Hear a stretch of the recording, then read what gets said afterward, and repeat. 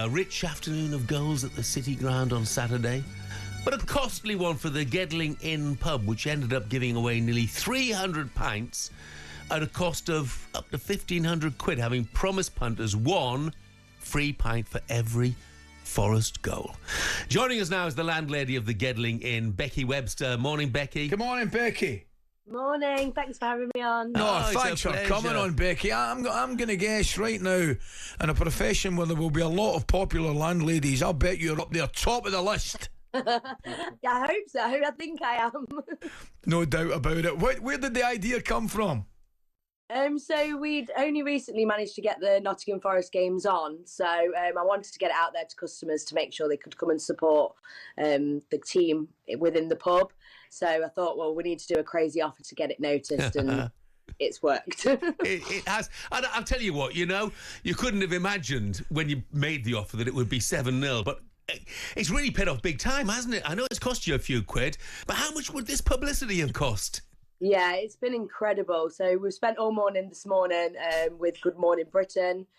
Spent some time last night with Sky News. I think my face is in every newspaper around at the minute, so I don't know about anyone else, but I'm bored of hearing my voice. No, I doubt it very much. Becky, listen, you will be aware, you probably be aware, that Forest's next game is in the FA Cup at Exeter, which I'm very much looking forward to, because I'm actually down at the game. I'm going to the game. Now, before you start going with other predictions, just to let you know, Exeter, I think, have conceded 13 goals in the last 3 games, so tread very, very carefully, Becky.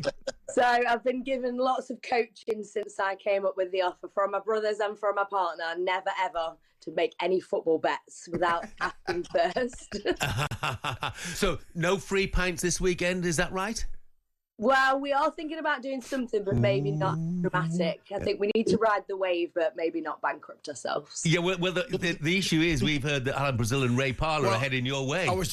Becky, I was just going to say to you, I don't know if you've got your doors manned, or you get bouncers on your doors, but inform them any sightings of Brazil and Parlour, and no account let them near your premises.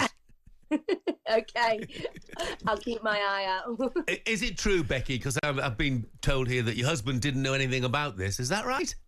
Yeah, so he'd gone to do some work on our house, and he was getting lots of text messages from people saying, "Oh my God, you're a legend! I can't believe you've done this." And he was like, "Done what?" And then walked into the pub, and I was like, "Sorry."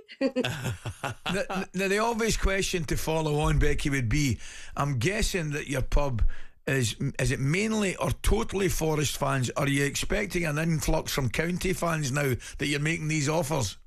So, yeah, mainly Forest fans, but we do have a lot of county fans. We actually have some county fans working for us as well. So, we can't leave them out. We need to support the whole of Nottingham. So let's see what we can do for them next. Brilliant. Got a nice message here from somebody who's just saying, big shout out to the Chego. Hey. That's the nickname of the pub, yeah? It is, yes, yeah. Brilliant. That comes from Ben, the Forest fan, probably one of many, many who enjoyed the hospitality at the weekend. Yeah, brilliant. It's brilliant. Fantastic. Great idea, Becky. Well done. Brilliant idea. And I'm glad it's all turned out so well. Thank you so much. It's a great story. Lovely to talk to you. Thank you. Here's a belter. Yeah. So, imagine the pubs in Burnley put on an offer for free pints for every goal scored. Yeah, I know. They'd 5-0 in the last 8. Yeah.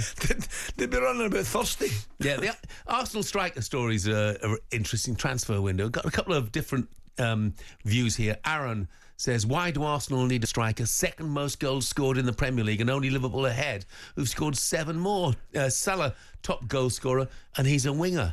But Ryan says, since Arteta arrived in 2019, Arsenal have only signed 1 striker, Gabriel Jesus. The club have let us down time and time again, and we don't trust them anymore. Forgive me for thinking they're lying to us again, presumably when they're talking about names coming in during the course of the summer. I just think it's strange, Jeff. I really do. I mean, Jesus gets injured.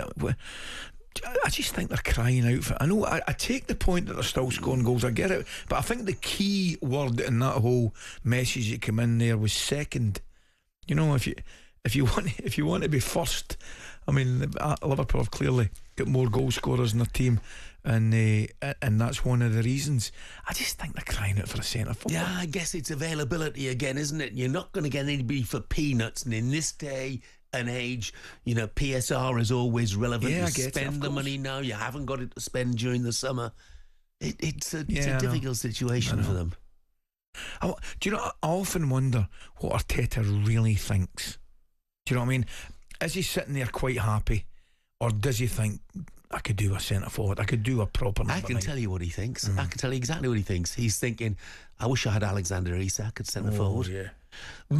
But he doesn't. He's not the only one there. And he's not going to have Isak as centre. Well, certainly not for the time being, at least. And if Newcastle fans are listening, and I know they are, almost certainly he's going to want to stay exactly where he is, especially, of course, if Newcastle make top 4, which they've had a bit of wobble lately at home, but they're still absolutely on the premises, just 2 points behind Chelsea, who sit in that 4th place at the moment. Who do you fancy for the top 4?